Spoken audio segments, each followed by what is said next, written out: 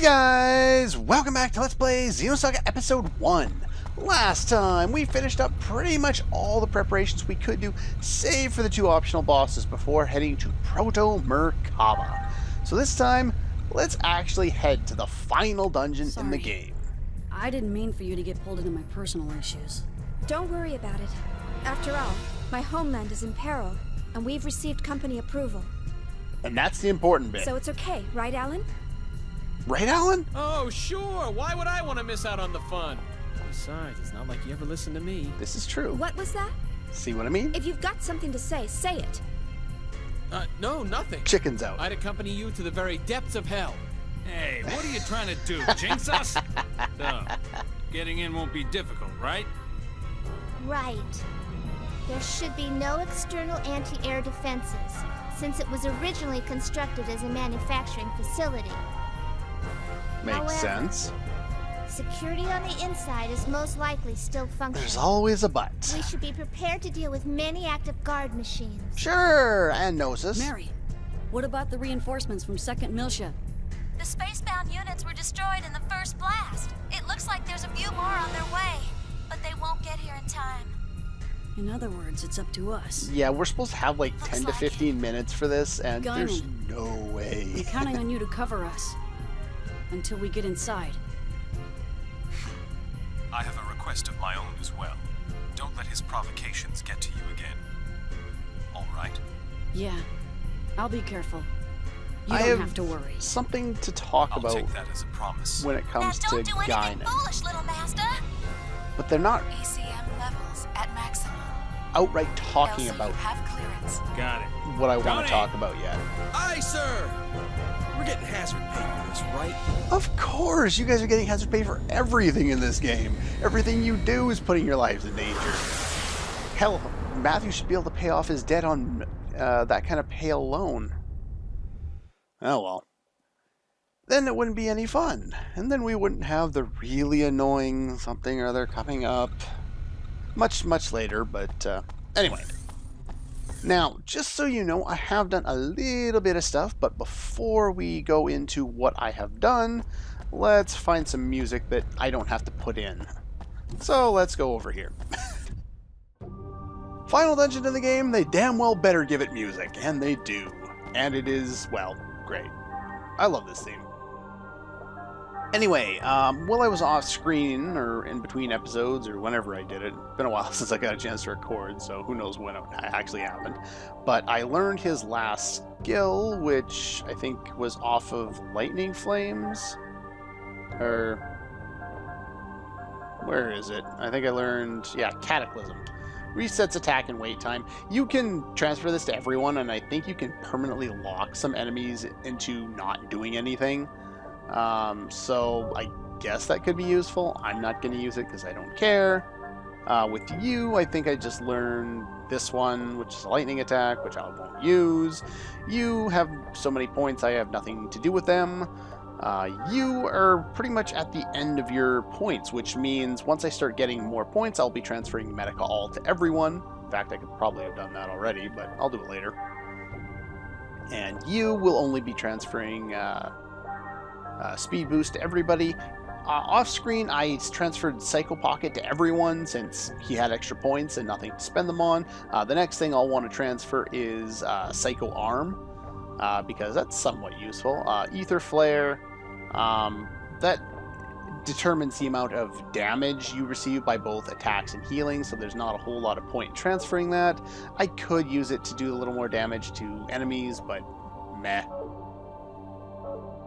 As for tech attacks, I worked on the obvious. I'm not going to go and show them all off, but everyone's got some points.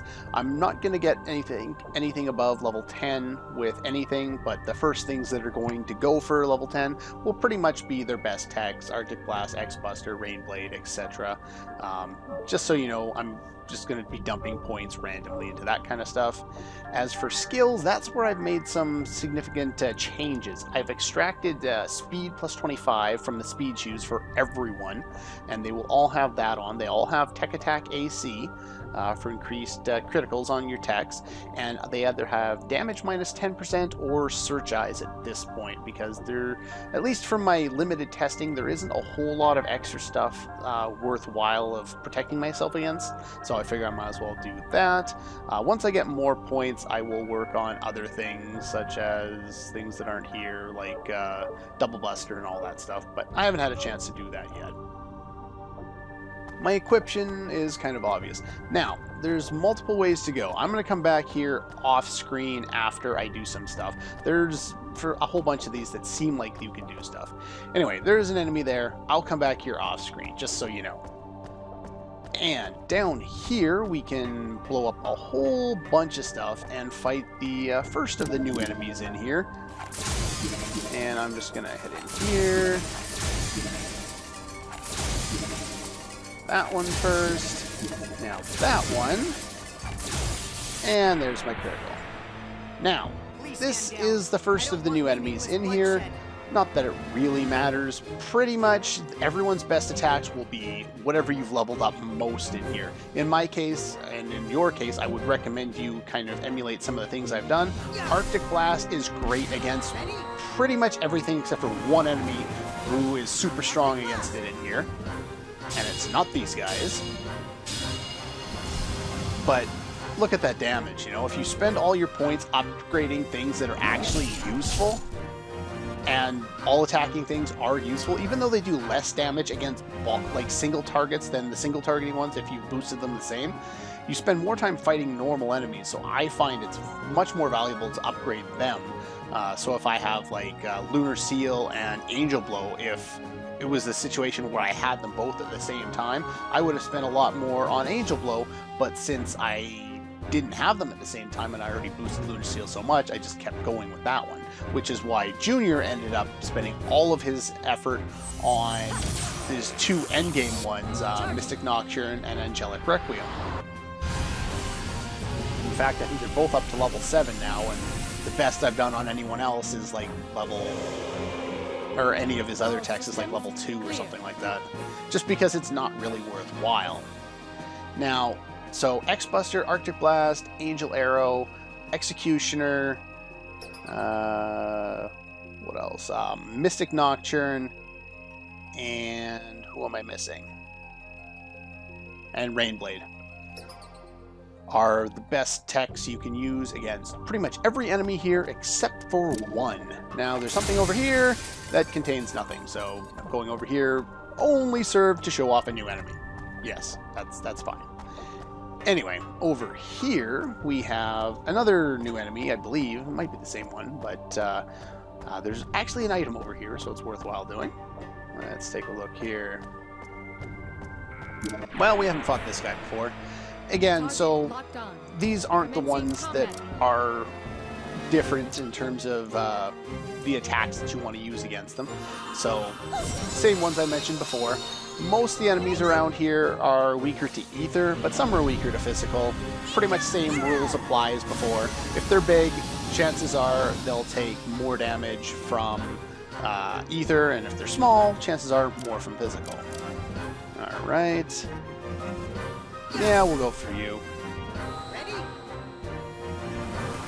Now, I would recommend the boost pack on somebody so you can make sure you're going to get additional points, because that's really the focus right now. Well, that sucked. Didn't critical on everybody. Jeez. I'm going to have to boost you, so I want to bring you down a little bit. Yeah, these guys are really weak against beam, by the way. That should be enough to take them all down and get points, which will be great.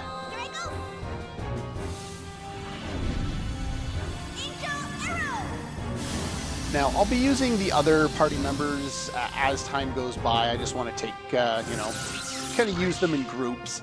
Sorry, are you okay? The enemies around here do quite a bit of damage, so it is something to worry about. However, if you have enough points into your attacks, you can probably take them down before they can do a lot of damage to you, so it's not a whole lot to worry about. Now, I believe we already have one of these. I think it prevents against instant death. Let's just take a quick gander at that.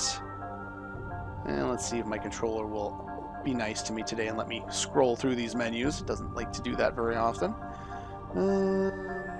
Where are you? Defibrillators Vest. Yes, I already had one. Prevents instant KO. There is an enemy around here. It's the same one that's got different weaknesses that can actually use that. So I will mention it when we get there. So you may want to put that on when we get to that point. Anyway, I'll meet you back at that point. Okay, we're back. There were 3 sets of work droid enemies along this path. I took them all out off screen because it doesn't really make a whole bunch of sense for me to run here for a few seconds, try and remember something to say, and then after that, you know, have to edit things out in between. Now this looks like it goes somewhere. I can't remember if it does or not, but my testing, I haven't gotten through the entire dungeon, so oh well. It may lead to something later. I will figure it out before we get to that point, hopefully. Now, there's a little bit of a puzzle here. It's not too complicated. There's these paths like this, which correspond to those little glowing yellow lights on the bottom left. Now, what they'll do is they'll either raise it or lower it. And as you can see, you can't get out if it's raised, or well, you can't really see that, but here you can't get through this if the thing is up. But if it's down, you can actually get in there. So here's a conveyor belt, and in one of these there is an enemy. I believe it's the big one. Okay, finish off that enemy. There's only one of them. They can drop medkit DXs, which doesn't really matter. Do note that there is this here, and do note that the little green or blue or whatever color that is, little icon, it has an arrow next to it, which shows you the direction that the conveyor belts are moving in. Now, there are a lot of work droids down here, so I will be taking care of pretty much all of them the first time I run into one of these guys. But first things first, let's grab some items around here. Should be some more down here, I believe, or not. Yeah, these guys, there's actually one on that side, one on this side. They like to corner you. Okay, I took care of all those guys. Now let's grab some more items. Not that there's a whole lot of valuable items around here, but there are some. Now, in order to activate this puzzle and figure things out, we need to raise this one. And in doing so, as you can see, it's going to remove the platform that we walked across, so we can't get back over there, but it moves it up top, so we can do that one. Now we need to get out of here, so we need to do this one. That's why I said to remember the conveyor belt at the north part of the screen earlier, because that's going to be our method of kind of getting back into these areas. Go.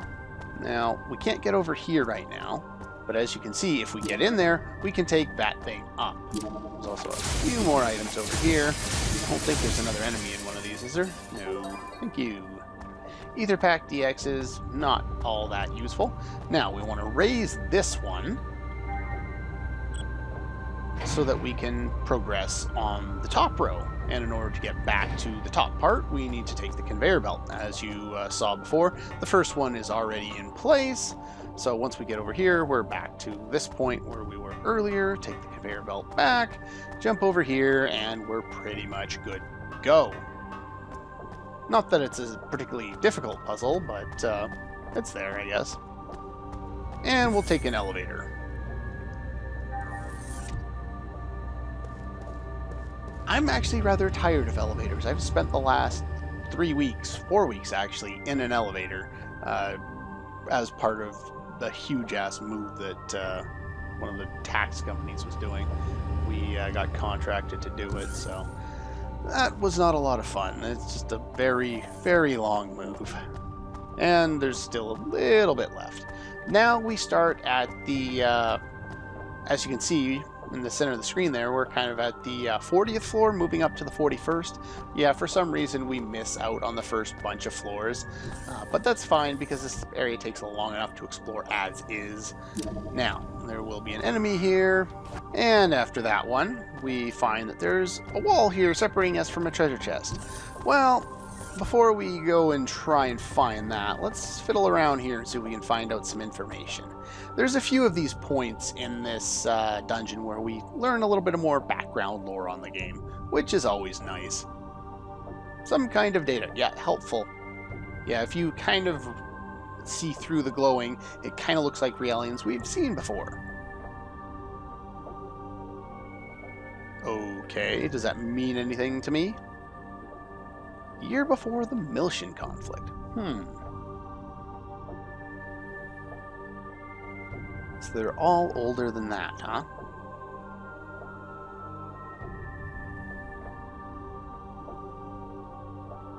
What is this data for?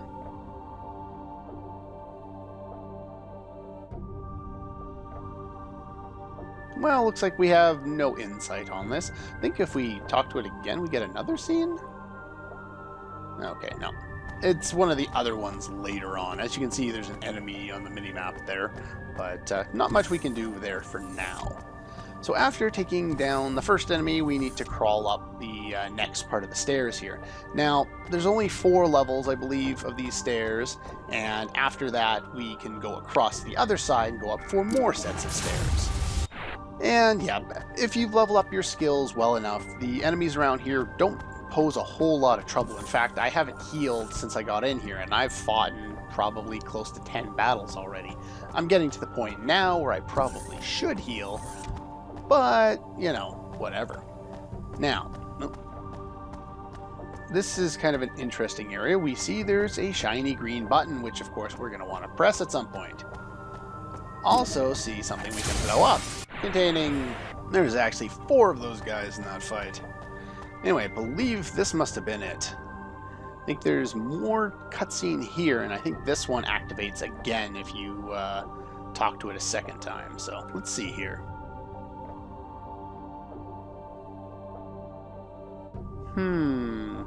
Video game and coincidence.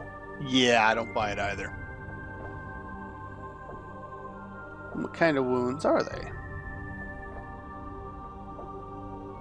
And how would you know that?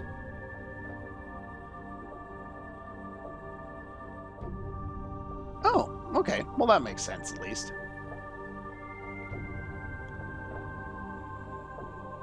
I don't think that has anything to do with it. Shion?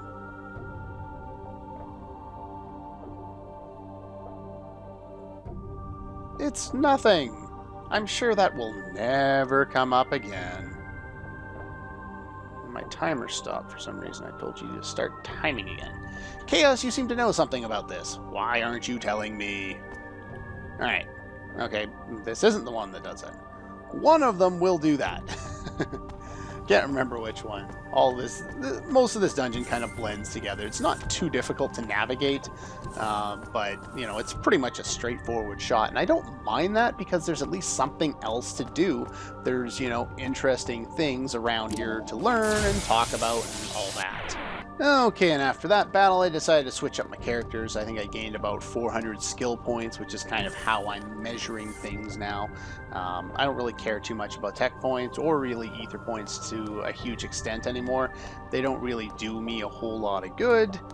Now, as you can see, there's a little light there. Again, we're going to want to press on that one as well. Let's take on this room first. I can't remember if these rooms are connected or not. They are not. I believe this is an enemy. Oh, it's not. It contains garbage! Yay! I don't think we can talk to any of these things. No, guess not. Okay. Let's go in the other door. This one says control room. Maybe this one has something useful in it. Save point! Yes. And anything else I can talk to other than the obvious thing in the middle? No. Alright. This one's probably the one you can talk to. Monitoring room for all of Proto Merkabah. So, can we initiate self-destruct and be done with this? Oh, so we can't do anything. I guess we have to go confront Albedo first.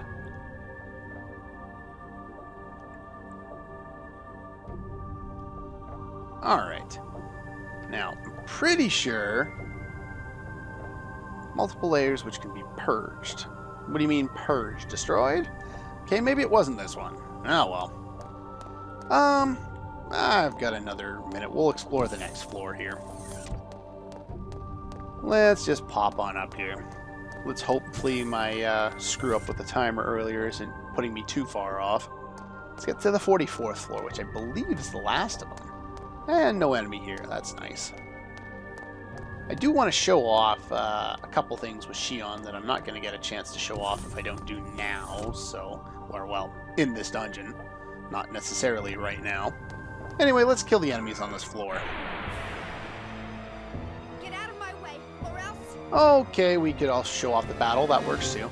This is the enemy I was talking about. The one that is strong against ice, lightning, and presumably fire, though I don't know for sure because I don't have anything strong that is fire to test it against. You can only hit him with ranged attacks, which is probably why I don't get a chance to do that. Now, Rainblade is one of the best techs in this entire area. However, let's show off Seraphim Bird since I haven't done that yet. It's also Beam, so maybe it'll do well. We'll see. I haven't shown this off at all yet. In fact, I don't even know if I've ever seen this myself. I don't tend to use these all that often, but... yeah, it looks pretty cool. Rainblade's better, and that didn't critical, but oh well.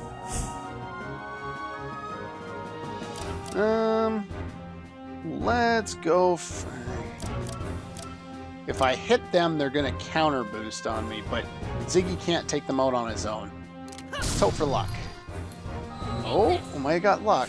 Angelic Requiem's not the best here, but I'm not going for best, I'm going for not killing them outright. Probably should have gone with Mystic Nocturne. Should be good. Alright, so let's go with Executioner. It's not going to do a lot against the guy in the back row, but oh well. In fact, Ziggy doesn't have any good attacks to use against the guy in the back row because all of his long-range attacks are fire or lightning elemental, meaning he's completely useless against these guys. And he has instant death. I have protected 2 people against them. She has the shielded armor, and Ziggy has a defibrillator vest equipped. I will start to extract the skill from the shielded armor to prevent all status effects. The way that it works is it prevents status effects both positive and negative. I think if you have speed plus 25 equipped by default, it bypasses that though, as a skill, or as equipping the speed shoes by themselves. You just can't cast quick on something. Let's see here. Well, I don't... yeah, I'll probably end up killing him, so we'll just do a couple of normal attacks. Ow, that sucked.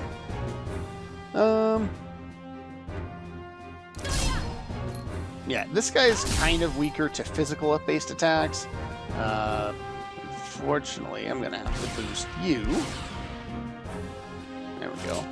And Rainblade should finish him off. Yeah, this guy's stronger against pretty much all types of attacks, it seems, than most of the other guys in here. But we do just about enough to take him down. And times 4. Nice. Who would have thought one of Miyuki's inventions would come in handy? And lots of points from that fight. Nice. They do drop Ether Pack DXs, they use instant death, and I already mentioned the other things that they're... oh, I thought I could blow those up. That they're strong against.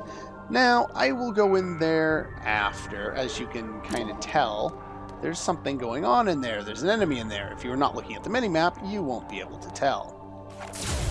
Okay, we took care of that guy, and we'll notice over here that there is a locked door.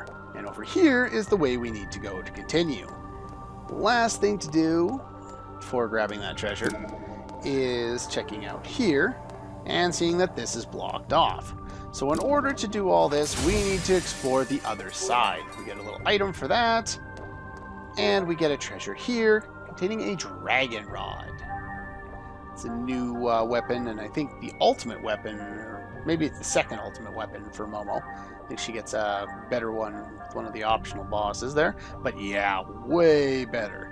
The one she has now is 54, all the way up to 62. Very nice. Should do quite a bit more damage.